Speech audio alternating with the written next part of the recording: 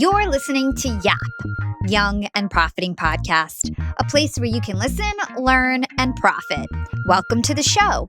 I'm your host, Hala, and on Young and Profiting Podcast, we investigate a new topic each week and interview some of the brightest minds in the world.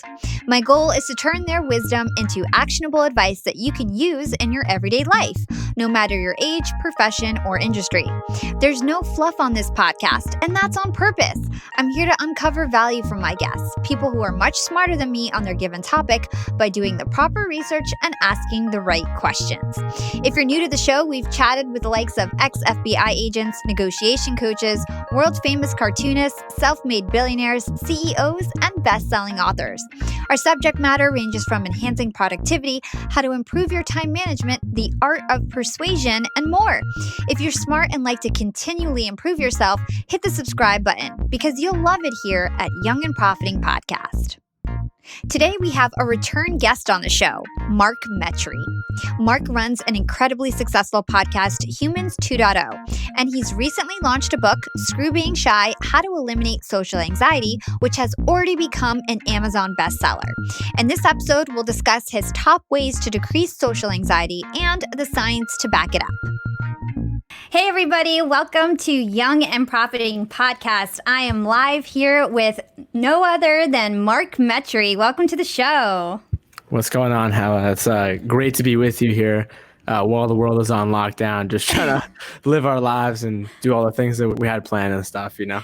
Totally. I mean, we had this in the books from months ago, and since everybody's working from home, I thought, why not live stream this, because everyone's going to be on their computers anyway. And so let's bring entertainment to the masses. Why not? So how is life treating you? I mean, the world is crashing.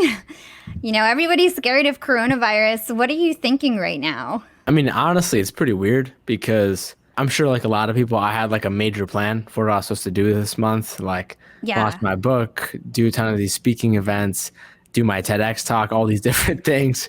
And so all that just kind of isn't happening anymore. But the book launch happened. And so some good things, a lot of unexpected things. Yeah. But, you know, I'm grateful that I'm healthy. I'm grateful I don't know anyone who's sick. And I mean, I don't even know. When I think about the world, I don't know. I'm a little bit uncertain.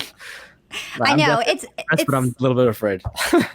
Yeah, I mean, I think everybody is a little bit afraid. I think the best thing you can do is prepare and be cautious. I think a lot of people underestimated the coronavirus, and I even got made fun of a little bit for like wearing a mask and stuff on the train. But it turns out it was a big deal, and I just think that everybody needs to be as careful as they can. And the best thing that we can do is stick together and be a kind human. I know you wrote a lot of posts about making sure you're a good human throughout all of this, because it's really easy to, you know, forget your values and things when you're scared. Yeah, definitely. I mean, honestly, I don't know if I would have actually made fun of you, but if I saw you were wearing a mask like weeks ago, I probably would have made fun of you in my head. But now, like, my mask just came in from the mail because, I mean, I don't know what's going to happen. I'm not an expert, but I mean, I definitely think a lot has changed in the last 48 hours. Like, I think like Italy had reported 1,000 deaths. Whoa. A few days ago. And then now it's 2,000. So, I mean, I think that it's getting exponential, which is bad. And I live in the U.S. and like I live in Massachusetts, and I just came from New York where a ton of things were put on lockdown. Yeah. Like you basically can't go to any restaurants or cafes or anywhere for the most part. Yeah, so, I've been stuck in my house since Thursday night. I have not left my apartment. Wow. You're seeing my room. Nobody has seen my room before. So welcome to my room. You guys are going to be seeing a lot more of it. Well, stay safe. Anyway, let's continue on, because you know what? Life has to go on, whether in physical life or virtual life. And so we're continuing on. Your new book, Screw Being Shy, just came out. And you actually came on my show. Yeah, it's your first book. I heard an interview where somebody was like, congrats on your second book. And I was like, that's not his second book. So your first book came out. Screw Being Shy. And I actually had you on the show about 5 months ago, episode number 41. If you guys want to check it out, we talked about your whole backstory, how you grew up, some of the projects that you did when you were younger in high school and things like that. We talked about your VR company. So if you guys are interested in what Mark did in the past and some of his big current projects, you guys can go back to episode number 41. But for this episode, we're really going to concentrate on Screw Being Shy, the topic of social anxiety. And then at the end of the interview, I'll touch on some LinkedIn strategies. It was requested by some of my listeners since you're a LinkedIn guru like myself. So yeah, when you came on the show, I asked you if you were going to write a book, and you told me that you were thinking about writing a book, but it was a completely different idea. You said it was going to be like some adventure book, choose your own ending, and it was about mindset, and you were going to feature other people that you've interviewed before. And then all of a sudden I hear about your book and it's about social anxiety, and it came out, and this was 5 months ago. You told me you were thinking about writing another book. So when did you get the idea to write this social anxiety book, and how long did it take you to write? Because it was just 5 months ago, you didn't even have the idea for this book. Yeah, so we talked in September at LinkedIn Global at that event. And I remember at that time I was already working on a book. It was going to be called Humans 2.0, and it was that similar idea. And then at the end of that month in September, I was in LA and I was doing another speaking gig, and I just got this idea and I just couldn't go to sleep. And then that idea was whenever I go speak at events, or whenever someone hears my story on a podcast or whatever, usually the main thing I get asked by people is how did you overcome social anxiety? Because that's a piece of my story.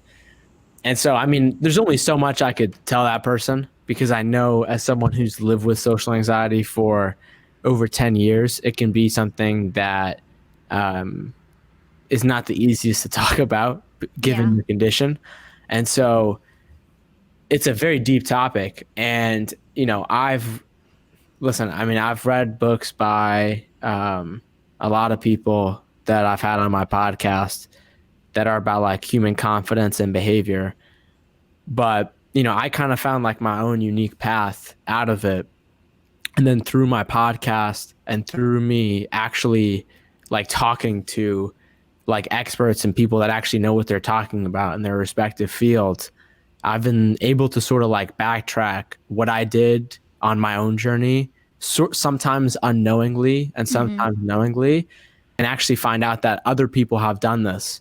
And there's science to back up the things that I've been trying out and I've seen results. And then also at that time, as I just kind of got deeper in this topic, when you look at the data, social anxiety in America and a lot of other countries is one of the most common forms of anxiety.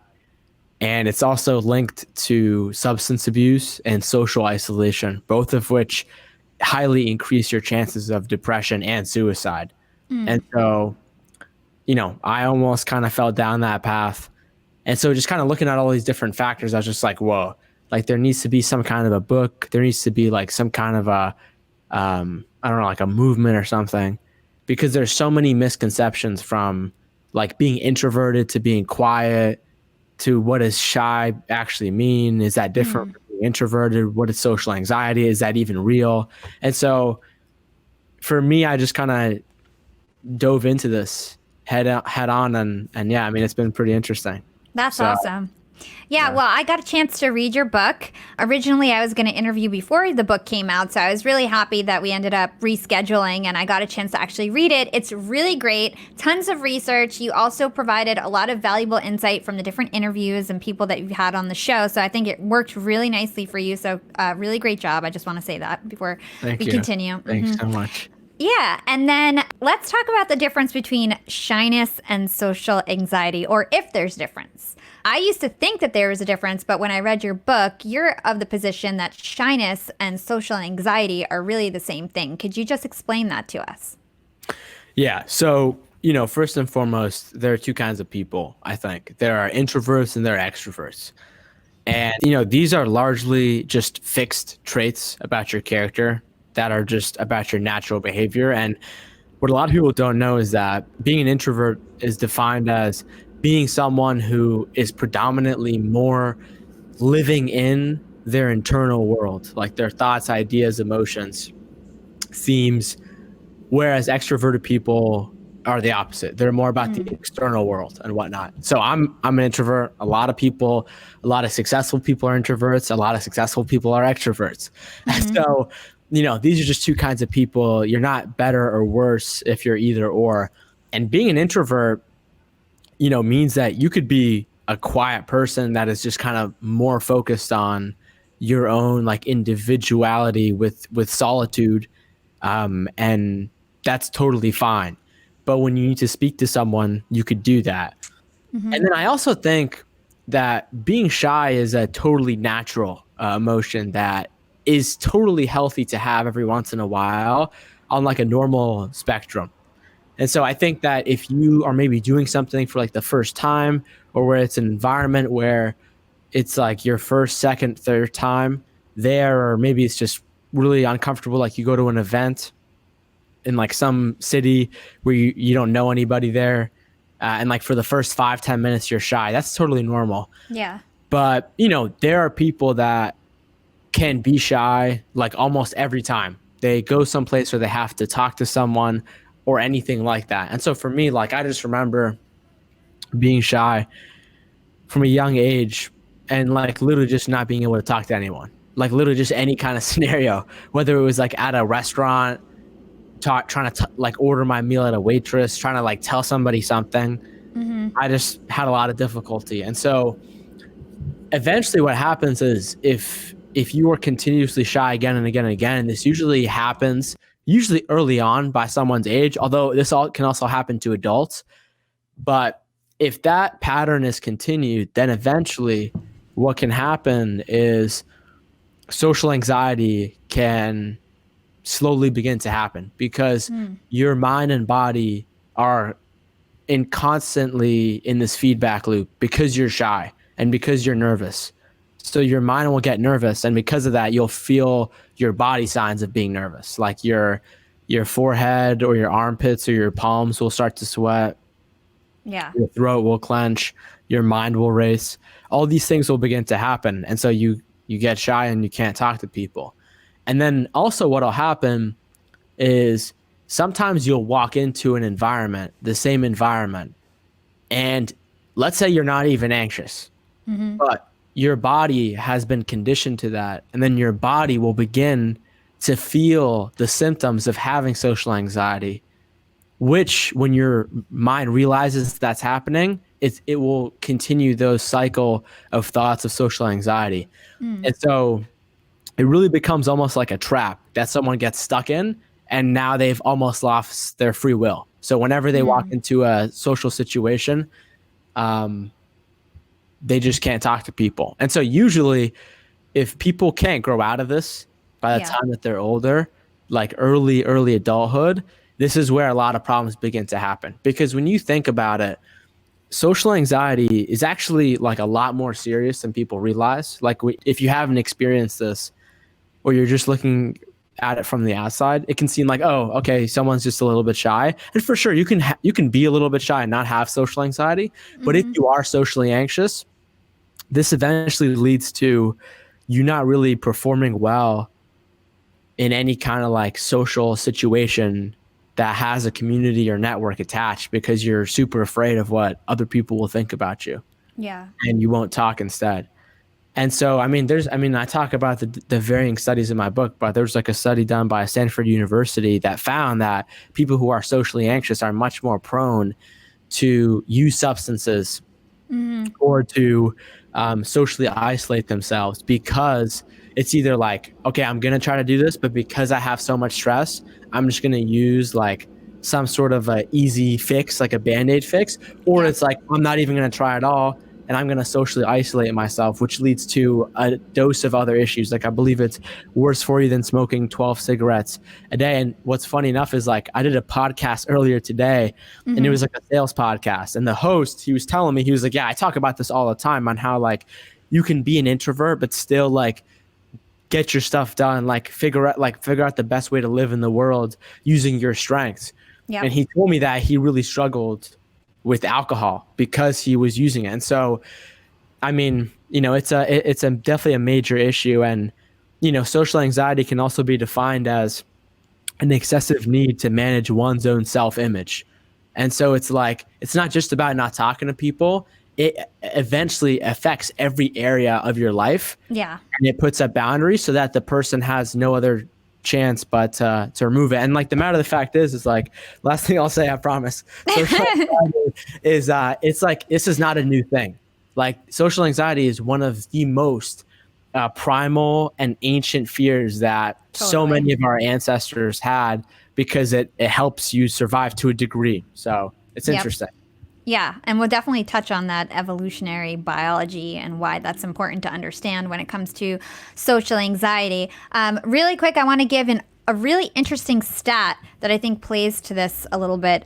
15 million Americans suffer from social anxiety, and 36% of those people report experiencing symptoms for 10 years before they get help. And so I think this really plays on the whole covering behind your shyness. Some people just think it's a natural personality trait that they're shy, and they don't realize that they actually have social anxiety and they need to get help. And so it's really important for people to look at themselves and analyze themselves and see if this is more of a recurring pattern than just like a little bit of shyness. Yeah, absolutely. And I think, first and foremost, it's, a big reason why I wrote my book is because, if you are super socially anxious and you have gotten to that point where you are socially isolating yourself voluntarily, I guess technically, but, and you're in a poor spot mentally, and let's say you are suicidal, currently our mainstream options for this world today is either call the suicide hotline or call your doctor or a therapist or psychologist and go talk to them, go visit them, or talk to them on the phone. And so, I mean, if you're in that state and social anxiety has driven you to that point, you probably don't want to talk to anybody. And so for me, I wrote my book because for the most part, I mean, a part of it is, connecting to other people. But a big part of my book is just things that you can do alone, because I realized that this message was really missing in sort of a lot of us, what we're taught today in terms of how we're supposed to deal with this in society. And so, again, I'm not a doctor. I'm not anyone with a, professional degree to be talking about anything healthcare related. But, I don't really talk about anything about that stuff in my book. If you need professional help, definitely go for it. But everything in my book is just things that you can do on your own with your own hands and feet and mind that honestly, depending on the severity, are not that hard for you to do. So, totally.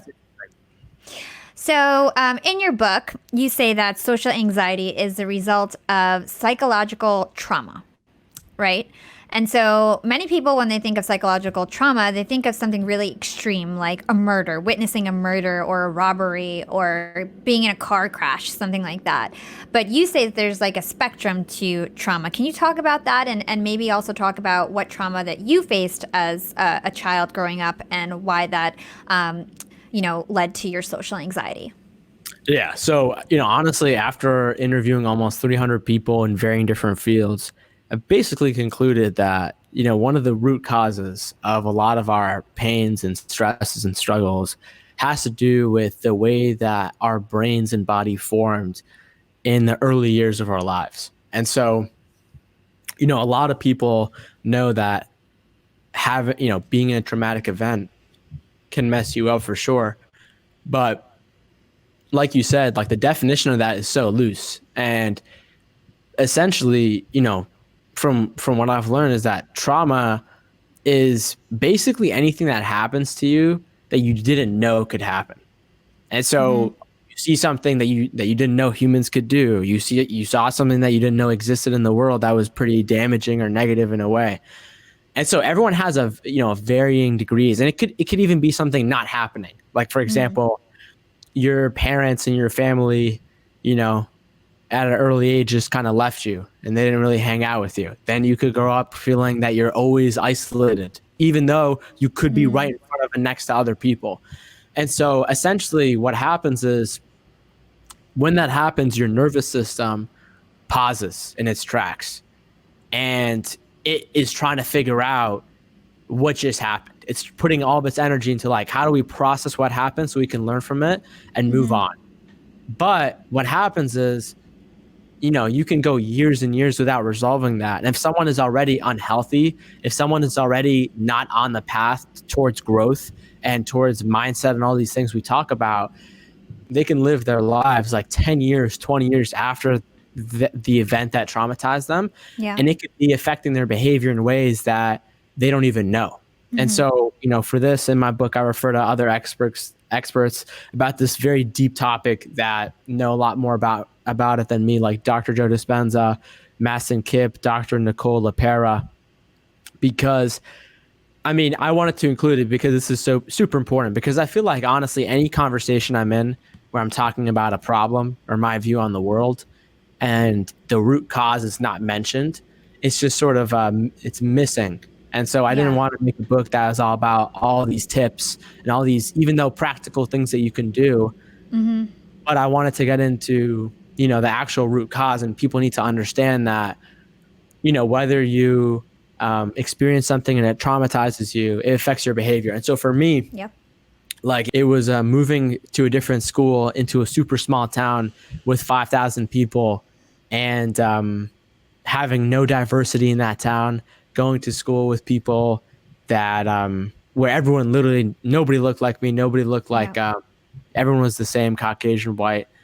And that was also the time of like post 9/11, and I definitely faced some pretty severe racism when I was a kid and a lot of bullying that came from that. And also I think basically connected, I also had some physical health issues happen at the same time.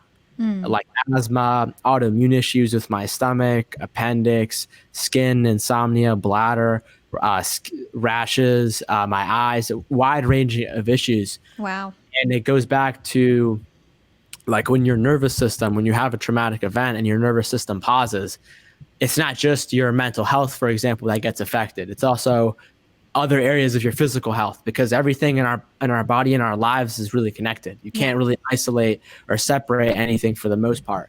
And so when that happens, it's like you go on for the rest of your life and your brain is not allocating its full 100% resources on like the present moment, on whatever's happening in your life, because your nervous system is trying to go back to that traumatic event and try to figure out what happened. And so that's why you get people and kids with all these behavioral issues not being able to focus, a lot of adults.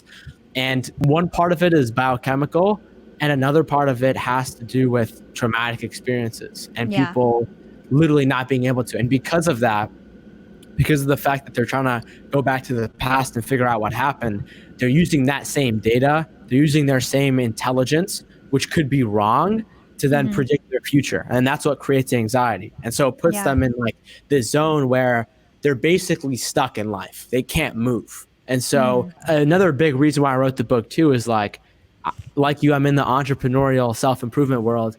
And I always hear people talking about like no excuses and you should just try harder and all this stuff. And for sure, a lot of that stuff is valid. I say no excuses all the time. But a big part of it is a lot of people that maybe don't have issues to this degree don't really know. And so if someone doesn't have the information, and even if someone does have the information, but they don't actually understand it and know how to apply it to their own lives, it's not the fact that they just need to get more information. It's not the fact that they just need to be motivated harder. It's the fact that you need to address their underlying psychology and their physiology and all the things that impact someone's life on a day-to-day basis. Let's talk about evolutionary biology. So you sort of touched on it. You're talking about some root causes. We said that psychological trauma is one root cause, but then there's our genetic makeup. And it turns out that memories of our ancestors are actually stored in our genetics and make us react in certain ways that we can't necessarily control and that we're not actually conscious of. So could you talk about this evolutionary biology and how that plays a role in our social anxiety? Yeah. So, honestly, a lot of these thoughts come from Robert Greene. And essentially it's this. I mean, we like to think of ourselves as like a complete original human being, that we're just like one of a kind. And for sure, we are one of a kind to some degree. But a lot of the things that make us us are things that we can't even control, are things that not necessarily we can't control, but things that we're sort of given. Like you're given for the most part, whether you're an introvert or extrovert. You're born into whatever location, and whatever happens to you, a lot of people have had terrible things happen to them in their lives, and it's not their fault that those things happen. And so a lot of these things come into play. On top of that, it's like there's a lot of talk on like intergenerational trauma. Yep. And I was speaking to Mastin Kipp, who I referenced earlier on trauma, and he was telling me that one of his clients came in because she was experiencing rashes every time she took a shower. And so she went to a ton of different doctors, and they had her like change shampoos and all this different stuff. And they were just like, yeah, there's nothing wrong with you. Like, we don't know. And so basically it turns out that her grandma was killed in the Holocaust by an acid shower. Wow. And so when you kind of look at it, there's some science to back this up, but a lot of what we think makes us us are really just underlying survival instincts and things that our brain has learned over the years. The same way that, like, when an animal is born, and it can instantly recognize things like, hey, I should not get near that tiger because I just know, or I should drink this thing called water. Humans very much have the same thing. And so to that degree, a major part of what makes us us has to do with what runs our minds, which is our brain. Yeah. And when you look at it, our brains have not evolved to make us happy. Our brains have evolved to get us to survive. Totally. And so whatever scenario, whatever internal environment your brain can create based on the information it thinks it knows, it will create that environment. And so what happens is we face psychological trauma, and then now our brain is like, crap, we got to find a way to defend ourselves against this. And so, for example, for me, when I was either made fun of or whatever, or reprimanded when I spoke up or whatever, my brain learned, okay, so when you speak up, people hate you and people make fun of you, and that's not good. And so my brain was like, hey, because of that, we're not going to talk to people again. And then that became my mask. That became my armor. And so for other people, doesn't have to be about social anxiety. For other people, it could be, you are living in a super strict immigrant household where the only way to get love from your parents is by getting good grades. So then you study a ton and you get known at your school as, being this straight A person, and you're sort of doing all these things to help make you survive, when in reality, we're doing these things and in turn building an ego, building an identity within that mask that is starving us of real validation from our lives. Because a lot of us don't even want to be doing the thing that we're doing to help keep that mask or like that suit of armor to defend us. It could be, you getting physically abused and deciding to, go to the gym every day and getting super physically strong so that nobody can hurt you again. And so this looks like a lot of different ways for a lot of different people. And ultimately, you have to understand kind of a little bit about that science to just kind of help explain things more. Yeah, totally. And I think it's important to understand, just back to the evolutionary biology piece, is that in ancient times, people were like, scared of being kicked out of their community, right? So humans need each other. Same way that we need each other now with the coronavirus, we depend on each other. Like, if you leave us in a forest by ourselves, we're more likely to get killed by bear or tiger if we're by ourselves than if we're with 20 people. So you're really scared of being like ostracized from your community or being rejected from your community. And so that really plays into people being socially anxious. For sure. And I mean, and I talk about this in my book. I just didn't mention it. But, one thing I always am sure of to say is like, you don't have social anxiety. I don't have social anxiety, but my brain can be socially anxious, because you have to remember that, like you said, originally learned this from Seth Godin, and also the science backs it up, that a major way that we died was by not being in groups, because that meant you couldn't find food. This is a totally different world. You probably get killed or kidnapped or something like that.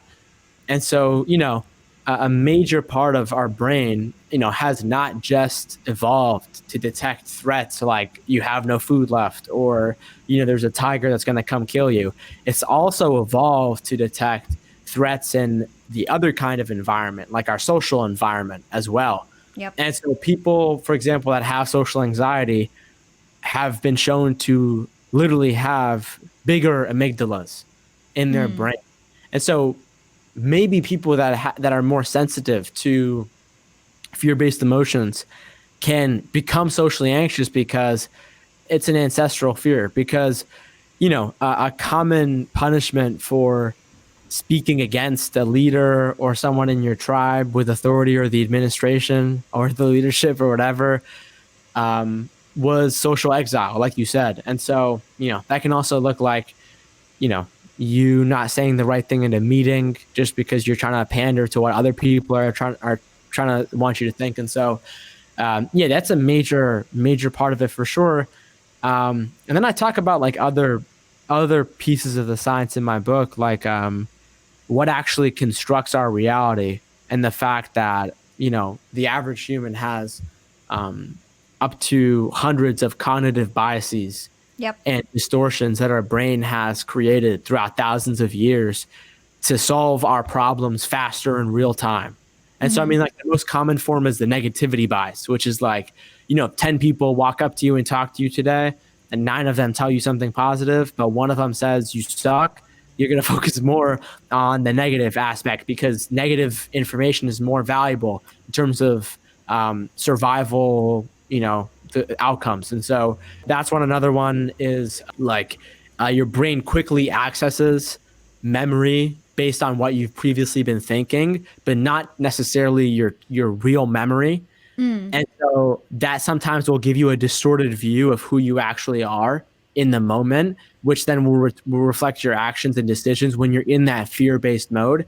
And so I talk a lot about these and how they can affect you in your life, because you just really have to understand that there are rules, there are parameters in life, and a lot of them are just based in like science. And then once you learn those rules, then you can learn how to best abide and follow them to your own standard to best meet your life. And so once you become consciously aware of those rules that, I didn't know before this, then, you can begin to control your life, honestly. Totally. Let's do some quick shout outs. Shout out to Scott, Wael, Isbin, Nicholas, Carol, Harvey, Benjamin, Luca. Shout out to Benjamin. Thank you for tuning in.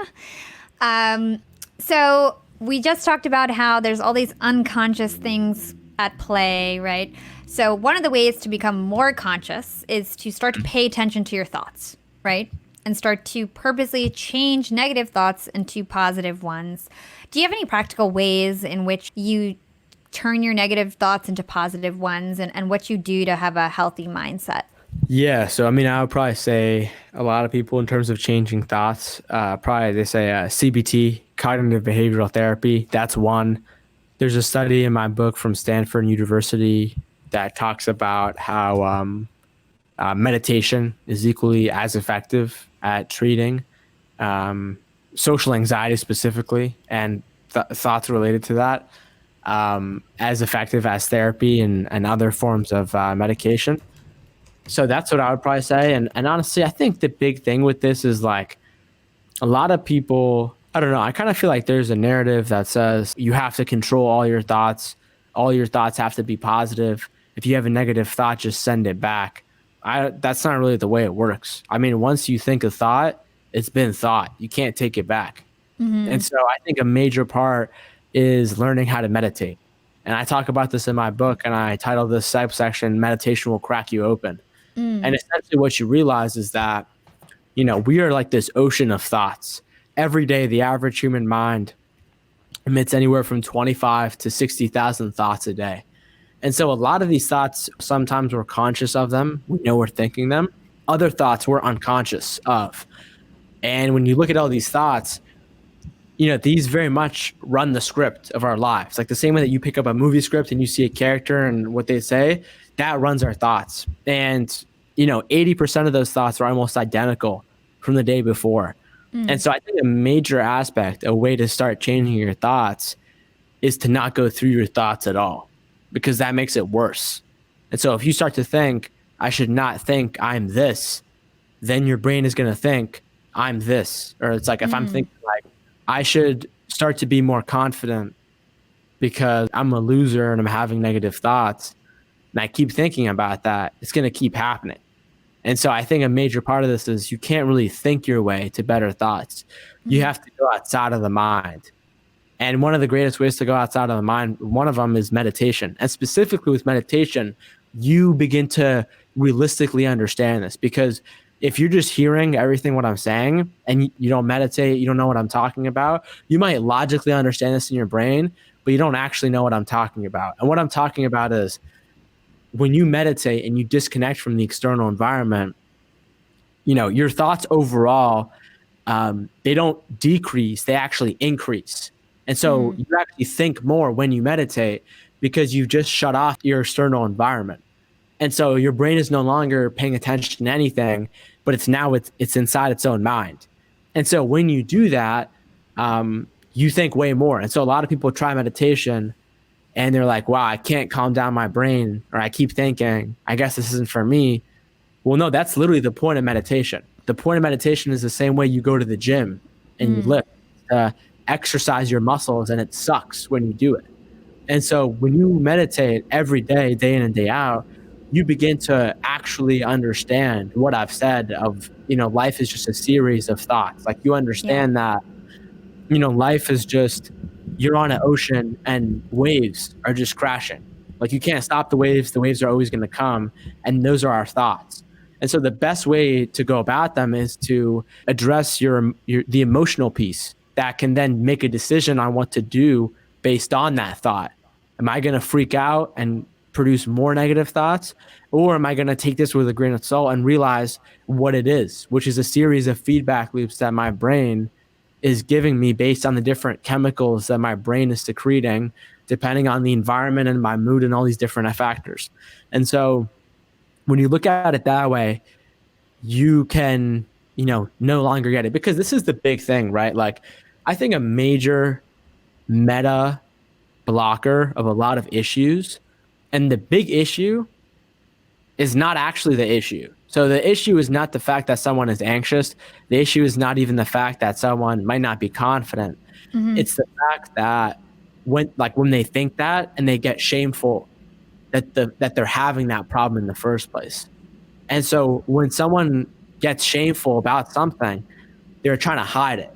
And so when you hide it, you're actually not giving your brain and your body the other resources it needs to tackle that problem. And so it stays a problem. And so for me, like I talk about in my book, the big thing for me about social anxiety wasn't even the social anxiety, but it was the fact that like in every scenario, I would try to hide the fact that I had social anxiety. And when I began to talk about it more and the fact that I faced this issue, the problem got exponentially easier to manage and to solve. And so, I talk about it again in my book. I call it shame the ticking time bomb, where a lot of times if we don't address these issues, it leads to a life of quiet desperation, where you're trying to hide a lot of different things about your life.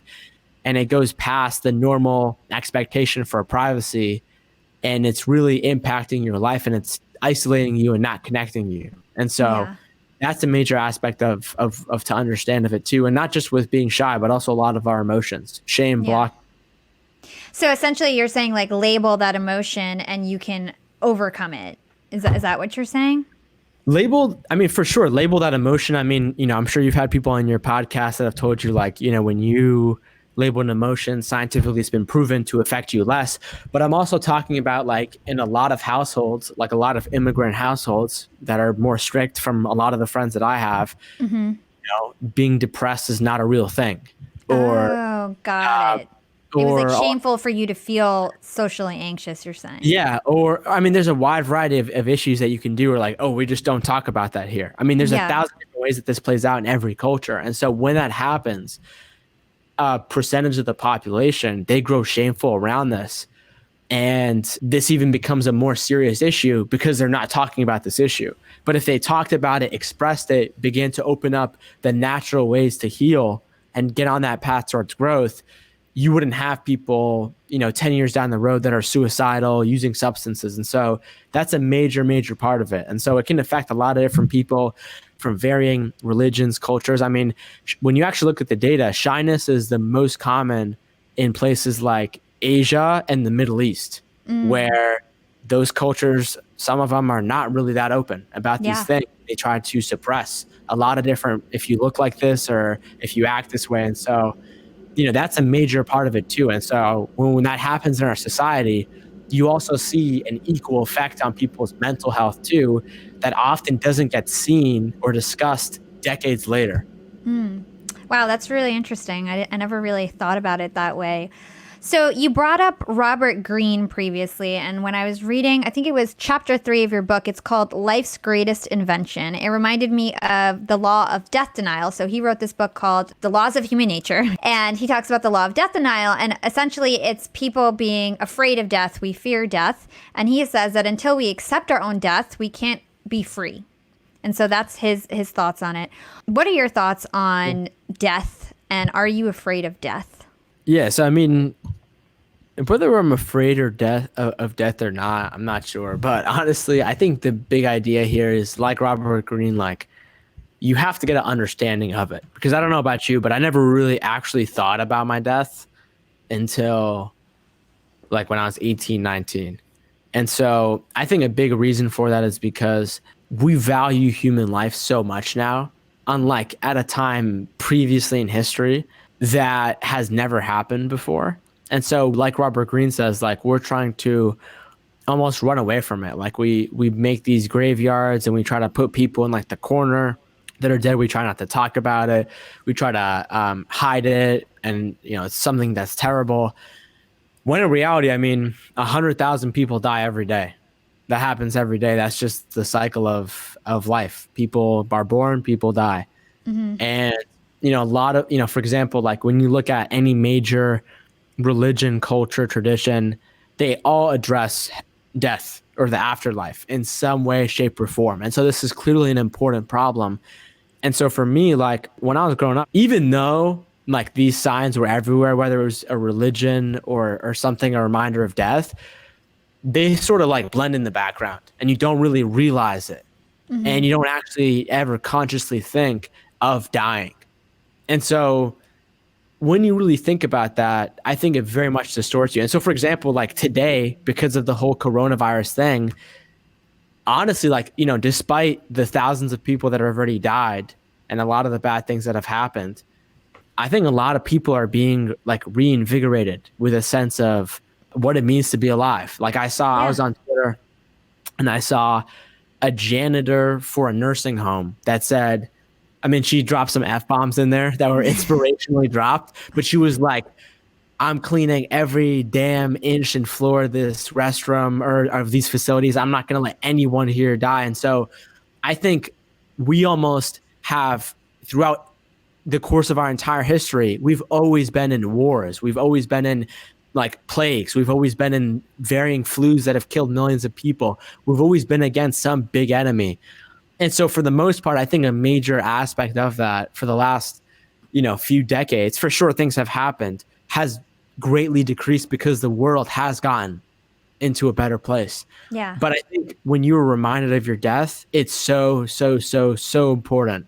And the fact is like when you realize this, you're essentially like, wait, so if I know I'm going to die and I know I'm a shy person that I don't want to be anymore, and I actually have a lot to say and I like talking to people, but I just really can't get myself to, when I'm dead, I'm going to regret this so much. Or am I really going to let like the opinions of other people stop me because I'm going to die one day? And so you get down this line of thinking and you realize that to a big degree, I mean, death is life's ultimate motivation. Totally. And so when you get that, you see your life in a different perspective. And on top of that, you really begin to take like responsibility for your life, right? Like, so for example, today, like the CDC and the World Health Organization, and a lot of people are speaking out and they're saying, hey, a major part of this is what you do on your own. You have to be responsible. Like if you are sick, or if you think you're sick, don't go outside. Make sure you're sanitizing, make sure you're staying healthy, make sure you're doing all these things, because you could be impacting other people. And so with our own lives, you have to take responsibility, not for even your own health or your sickness, but you have to take responsibility for your life itself, for your existence. And the matter of the fact is it's not like, you have to take on like everything in life, and it's not about taking too much responsibility, and it's not about confusing something being your fault versus it being responsible, where like a lot of terrible things have happened to a lot of us, and it's not our fault that those things have happened, but you are responsible for who you are today, because those things might have affected you or not. That's just the truth of the matter. The fact is, and until you can get around that fact, you can't change yourself. And so the way that I think about this is like the same way when you make a social media account, the same way when you're signing up for a program and it tells you, hey, here are the terms and conditions. You got to hit this box. You got to hit agree. And if you don't, you can't play this game. You can't sign up. And so, we're not really given that at the beginning of our lives, but I kind of feel like this is almost the same thing for someone to really realize this, understand their death, and realize what that actually means for them to be responsible for it. And I feel like if you know that, and you also understand the science and the truth about how our society works and the way our brain works, and you realize the root cause, then you can actually develop like a legitimate runway, perhaps like a ground plan that you can begin to take steps towards to help yourself on this thing that is going to totally change your life. And so I feel like once you have those three elements, then you can be like, all right, I'm going to be motivated. I'm not going to be unmotivated because I stopped caring about this. I'm not going to like move on to the next podcast or the next information thing. You're actually going to care about this if this is a big aspect of your life that you care about. So yeah, totally. So we covered a lot of the mental stuff, like how to make sure that, we're not totally overtaken by our unconscious thoughts. We talked about the law of death denial and how we basically need to use death as motivation. Let's talk about our physical selves, our body, exercise, nutrition. How does that come into play when it comes to social anxiety? Yeah. It's like waving your hands. You're so excited. So researching how the human body, and specifically the gut microbiome and food and nutrition work, has been like a side hobby of mine since 2016, 17, when I began to learn about health. And then also when I met Naveed Jain, who you've had on the podcast, I believe. Yeah. Okay. And he goes into it. And so like for me, a major trend that I kind of saw was, and even when you look at like the mental health field, there's an emerging field of science called nutritional psychiatry.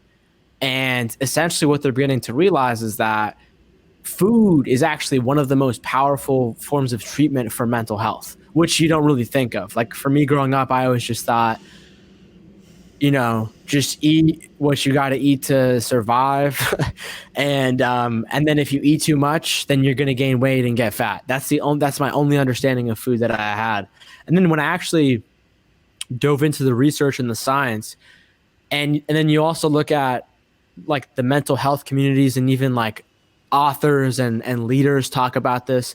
They talk about a neurotransmitter that impacts many aspects of our lives called serotonin. And serotonin impacts a lot of things about us, from our sleep to our mood, to our appetite, to a wide range of things, to our social functioning in groups. So it's extremely important for social anxiety. And a lot of the mental health medications, primarily a percentage of them target that mechanism in the body and the brain. And it actually turns out that like 10, 15 years ago, we thought that all of our serotonin, all of our neurotransmitters were in our brain. It actually turns out that's not true. And only 5-10% of serotonin is in the brain. 95% is in the gut microbiome. Wow. Wow, which I did is not know next that. to your stomach and intestines, which is actually this vast ecosystem of trillions of bacteria. Speak of bacteria and viruses that human beings have created a symbiotic relationship with for thousands of years that have basically made us the number one species on this planet. And so if there's something wrong with your gut, then there's eventually going to be something wrong with you. And there are countless diseases even outside of the mental health world that are linked to having an unhealthy gut microbiome. And so a major aspect of this is like, if you want to improve your mental health, like there's a section in my book where I say a strong mind is built in the kitchen. And I think that's the first place you have to start. And so a major aspect is you have to really begin to either become conscious. Everyone's a little bit different on where they are in their health journey. You have to at least become conscious of what you're putting in your body. And you really have to stop honestly eating things that have been made in factories, things that have been made by scientists. Because the matter of the fact is, most of America is obese. And that's not because those people are weak. It's not because those people have like less willpower than you or I, or they're even more disciplined. It's because those people's nervous systems and biochemistry don't stand a chance against the billions of dollars of money that has been created by keeping people unhealthy and creating artificial junk food that has literally, like the same way people talk about like Facebook and apps being addictive, these companies hire the world's best scientists, the world's food gastrologists, and they figure out a way to make their product, same way as any company. How do we get the user to do it as much as possible? Yep. How do we make it addictive? Sugar. And the worst part about this is there's a study I mentioned in my book where they take the brains of people who are doing hard drugs like crack, cocaine, heroin, and they also do brain scans of people who regularly consume junk food, and the brain matter is almost the same, which means that there is a severe amount of addiction going on around the world. And for sure, a big part of it is like for me, when I was over 200 pounds, it was initially led because I had so much pain going on in my life.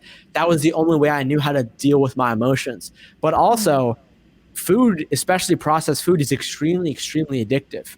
And so what I talk about in my book is like, if you have that problem, you need to, again, same thing, same idea of what I said about thoughts in terms of you can't focus on the negative thoughts. You have to go on the positive ones. You have to do the same thing with food. So don't focus on not eating junk food. Don't focus on not eating ice cream, not eating brownies. Just focus and try to do your own research and try to learn what healthy food that you can easily put into your diet, that you can easily put into your schedule. And when you start to slowly give your body the right nutrients, fats, fibers to fuel your brain and body properly, you're not necessarily going to be that pulled to eating like an entire pint of ice cream like I used to do all the time. And so that's a major aspect of it. And when you do that, you're going to see a major increase in your mental health. And so that's number one. And I advocate for eating. Again, I don't necessarily believe there's a universal healthy diet because I think everyone's body and chemistry and gut microbiome is different. But I definitely advocate for most people probably a higher fat diet where the majority of their calories are coming from fat, because there are countless studies that I talk about in my book. I mentioned chemical compounds like omega-3 that most people know of, things like vitamin D, a lot of chemicals and a lot of vitamins and minerals that are mostly found in fats in like products, foods, animals that you eat that are super good, that are known as brain foods, that I think a lot of people just quite frankly don't eat or don't supplement with. And so I feel like I barely ate a vegetable in my life. I had a strict diet of like muffins and crackers and bread and all this stuff. And the matter of the fact is if you're not eating vegetables, if you're not eating things that are natural, that come from the ground and have just been made, your biochemistry is going to suffer. And like, for me, I think I always suffered because of my health, because of food. But for me, my breaking point was 18, 19. For some other people, it's like in their 20s. For some other people, it's like whatever they want. And then they're 30 and they're like, oh, I don't know why I'm facing this problem. And honestly, I think I mentioned this to you before.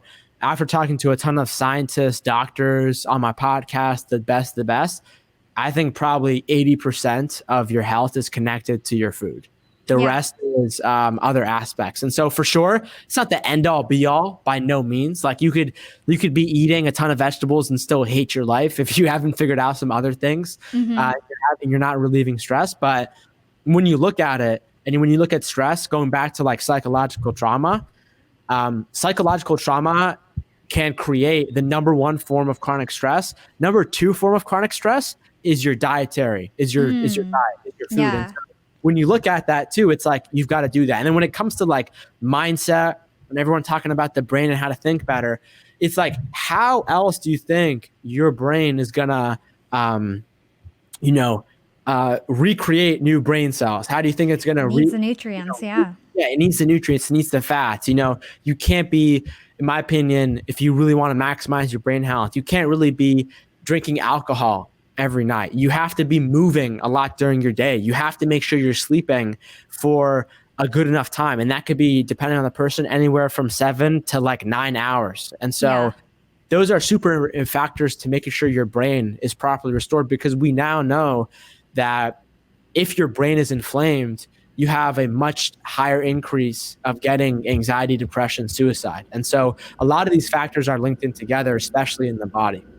Yeah. And then the other two factors that are really important for our listeners to consider is sleep and exercise. Those two also decrease your stress and help you become a better person in general. I mean, I think the two most important things are about that is this. So I think if you are someone who's busy, which is everyone, I think you need to schedule these things out. Like, I think you need to go to your calendar. You need to be like, okay, from 10:15 to 10:20, I'm going to get up and I'm going to do as many jumping jacks as I can for 5 minutes. And so I think a major part of this is like, a lot of us go to the gym and we exercise a certain amount of times a week. And I mean, that's great and all, for sure. Be active, get fit.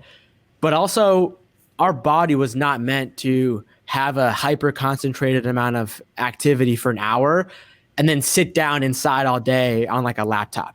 And so schedule moving throughout the day. And then also what I advocate for is trying to find some spot in your schedule where you can schedule in a big walk.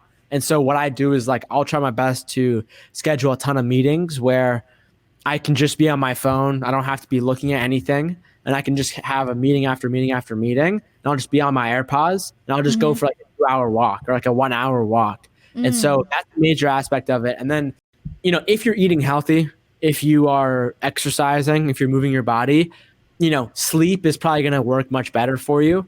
But I'll share one tip about sleep that I think is pretty powerful that I don't really hear that often. So I learned about this thing called sleep anchoring.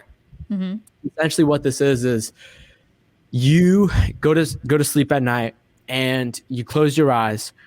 And essentially what you do is every time that like you inhale, you inaudibly, so don't say this out loud, but you play a vowel sound in your head. And so you could be like, ah. But you don't say it. You don't say it. And you just say it in your mind, like, and you. So wait, say that again. So you breathe in and then you pretend to say a vowel. Yeah. So while you're breathing in, you're saying a vowel. And then when you exhale, you say a different sounding vowel. And so let's say that's ooh. And so you inhale, ah, you don't actually say these, ah, you exhale, ooh. And so you do this in your head. And if you actually do this and you're focused enough and you do this for 5 minutes, you're probably going to knock out in like maybe 3 minutes. Maybe. Wow. It knocks you out instantly. It creates a rhythm which mirrors the way that your brain waves actually move. And so when you do that, you slip into sleep much, much easier. And so that is a super easy trick that anyone can do. But a lot of people, what happens is they begin to do it. And because they don't have a controlled mind, they don't have a strengthened mind, they lose focus. And so they start to knock out, they start to fall asleep, but they stop saying the sounds, the vowel sounds. So then they're half asleep and then they wake up again. They're like, wait, what just happened? And so if you have a focused mind through meditation, this is going to be a lot easier. But either way, is super powerful. It'll knock you out. Really cool. Yeah. Really great for our insomniacs out there. Thank you, Mark Metry. Lifelong insomniac. Didn't sleep for the first 10. Same here. I have like the worst insomnia. I'm much better these days. I don't know what happened, but I used to have a lot of trouble sleeping. Okay, so we're out of time. So the last question I ask all my listeners is, what is your secret to profiting in life? My secret to profiting in life is the same way that, you have profit in the business, you invest, and then you get returns on your investment. Mm-hmm. That's the way that I view life. And so that comes down to your daily decisions. And so I know that every time I use my fork and I pick up something green over eat a donut, I just made an investment, and I know I'm going to return and profit on that investment years down the road. And so that's an example, and really every single thing I do. For me, I break down life into just like the most simplest tasks that make of life. So it's like, you have to sleep, you have to move, you have to eat, you have to eat/drink, you have to talk to people, you have to breathe, and then maybe you throw in one other one in there, but let's just say those 5. And so if you can do those to the best of your ability and you can keep making those daily investments, then you're going to profit on each one of those exponentially down the road when they all synergize together. And so I feel like that's what I've been able to do. I feel like that's what a lot of people have been able to do. That's why I feel like a lot of people who are more focused on the big picture of like, what does life actually mean? And they're not just focused on how to make more money or how to get more clicks on your website or on your podcast as an entrepreneur. And they're focused about like their mental wealth and the more important things in life, then I think you can have that like perfect synergy of just like what's the best way to describe this is a hurricane. I wrote an article about this, and it's like eventually once a hurricane starts, it's picking up so much stuff. It's picking up so much energy. It's going and going, and it's attracting so many opportunities towards it. And so I feel like if you can lay out all these different areas of your life that are important to you and also what make you up as a human, and you try your best to knock those out of the park, then you're going to be super, super successful on your investments and profit in the future. Awesome. And where... Also, go ahead. Sorry. I'm sorry. I was gonna say that people can check me out. If you want to 10x your investment, you should go to Amazon, and you should check out my book, Screw Being Shy, and definitely leave a review for Young and Profiting for Hala. She crushes the podcast. She's doing such a good job. So many podcast guests that we have interviewed in common, after they've been on your show, have told me how great of a job that you've done. Oh, wow. That's so great to hear. Where you're going to be. And so thank you. I wish you best of luck, and people can check out my LinkedIn and just check out the book, Screw Being Shy, markmetry.com. Awesome. Mark Metry is amazing. We're going to stick the link to his book, Screw Being Shy. It's on Amazon Kindle and paperback. We'll stick the links in our show notes. And check out his podcast, Humans 2.0. It's super popular. We've had a lot of the same guests like he's mentioned, but he's got a lot of awesome people on that show that I've never interviewed before. So go check out his podcast. He does a great job as well. Thanks everybody for tuning in. Until next time, we'll see you next week. Thanks for listening to Young and Profiting Podcast. If you enjoyed the show, don't forget to write us a review or comment on your favorite platform. Reviews are the #1 way to thank us, especially if you write a review on Apple Podcasts. And be sure to share this podcast with your friends and family and on social media. You can find me on Instagram at @yapwithhala or LinkedIn, where I spend most of my digital time. Just search for my name, Hala Taha. Thanks again to Video Husky, the sponsors of our show. And big thanks to the Yap team as always. Shiv, Parth, Tim, Hisham, Peter, Matthew, Danny, Boyo, and Omar. You guys are awesome. Thanks for making the show so amazing. This is Hala signing off.